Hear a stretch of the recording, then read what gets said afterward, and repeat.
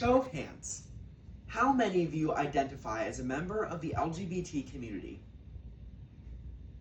Now, can I see a show of hands for how many of you who are members of the LGBT community have ever been bullied for being a member of the community?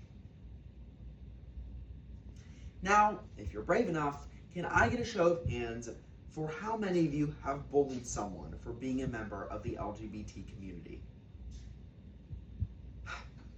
I am upset that in 2025, members of the LGBT community still have to worry about being bullied by their peers. I am going to lay out 5 possible solutions to get people to stop bullying members of the LGBT community, and I hope that you all take at least one of them to heart. So, you might be wondering, why does it matter to me so much? It matters to me because I, myself, am a member of the LGBT community. I am gay.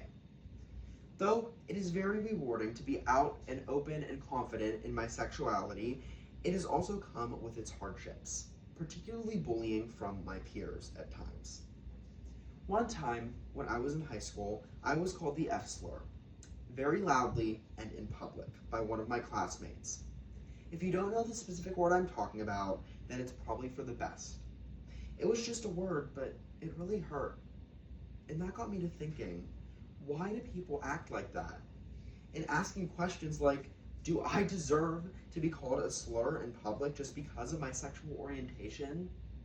And for me, it was just verbal, but for some LGBT people, the bullying and homophobia that they face could be physical, and for some people, it's even been deadly. One solution that I would like to offer for stopping the bullying of the LGBT community is creating safe spaces for members of the LGBT community.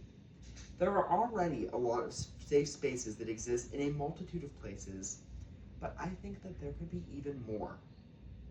According to the Gay Pride Community blog, there are many things that anyone, even you, can do to help provide safe spaces for the LGBT community. One of the biggest things is training staff and faculty to help the LGBT community, educating them on issues the community faces and training them on ways that they could help. Another thing is implementing inclusive policies, things such as inclusive dress codes, gender-neutral bathrooms, and anti-bullying measures, most importantly. As a member of the community myself, I feel that creating safe spaces is one of the most beneficial things that can be done for the community. A second solution that I would like to bring to the table for stopping the bullying of the LGBT community is creating more programs for education and awareness. As seen before in many different contexts, people are most against the things that they don't know or don't understand. With programs in place to provide education and awareness, more people's minds could possibly be open to being supportive of, and at the very least, not bullying, members of the LGBT community. More programs. According to an article by Rebecca Demente from the Century Foundation, ensuring that these instances of anti-LGBT violence and discrimination do not continue to repeat themselves may require society to turn to one of its oldest tools, education. Reports from GLAAD have found that increased knowledge about LGBTQ people leads to lower levels of discomfort towards this community and thus can reduce anti-LGBT discrimination. To sum up the meaning of what she said, a little education can really go a long way. A third solution that I would like to bring up for helping to stop bullying of the LGBT community is getting parents involved.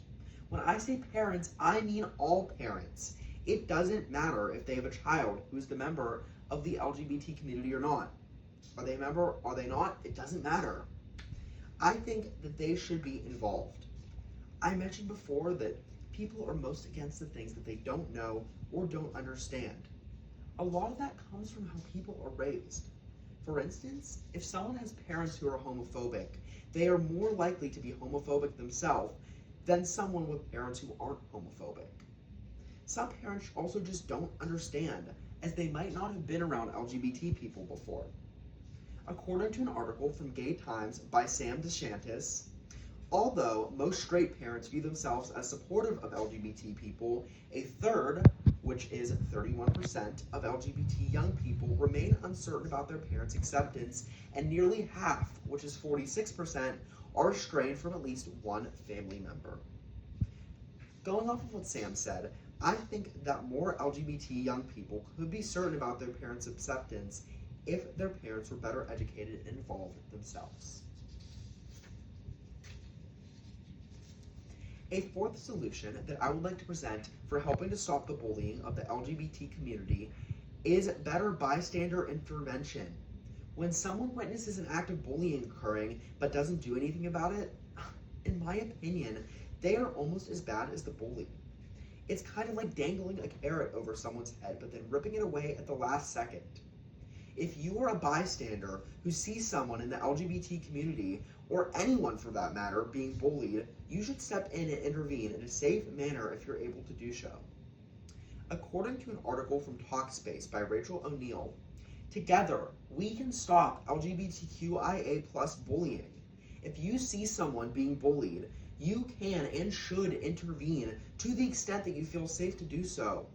Don't be afraid to get a parent, teacher, counselor, or another adult involved if you see someone being bullied or you yourself are being harassed.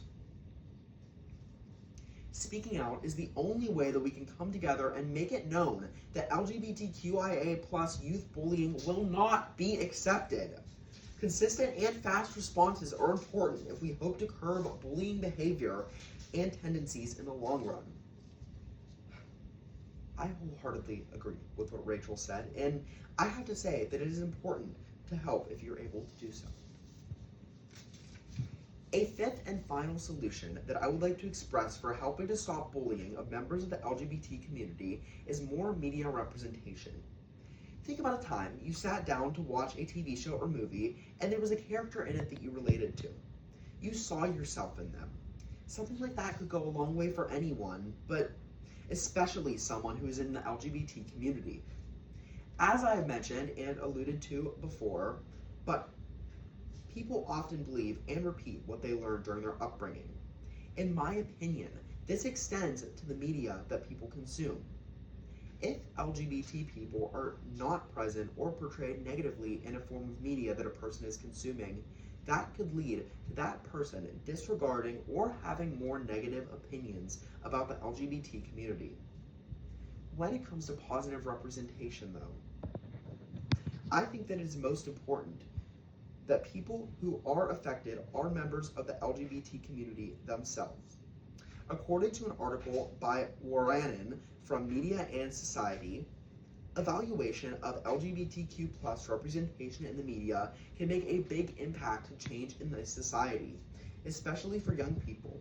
When LGBTQ+ kids and teenagers see characters like themselves on screen, it can help them feel not alone and more confident in their identities. It shows them that they belong and that they are not the only ones going through certain experiences. This can have a strong impact on mental health, self-esteem, and emotional well-being. I wholeheartedly agree with this stance, and I feel that a little bit more media representation can go a long way for a lot of people.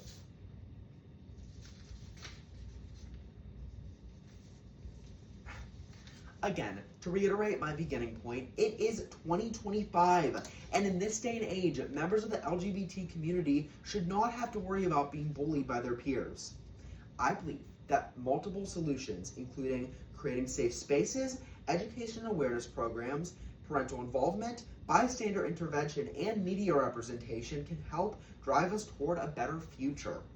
A future that is inclusive and accepting. Thank you.